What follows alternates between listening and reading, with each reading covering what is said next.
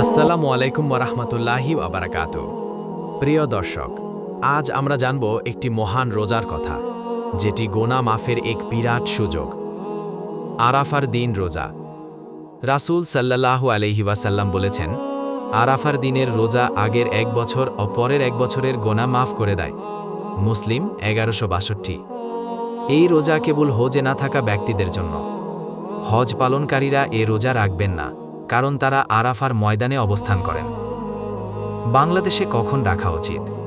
মধ্যপ্রাচ্যের সাথে আমাদের দেশে চাঁদ দেখার সময় পার্থক্য হয়, তাই সন্দেহ দূর করতে অনেক আলেম 5 ও 6 জুন উভয় দিন রোজা রাখার পরামর্শ দেন।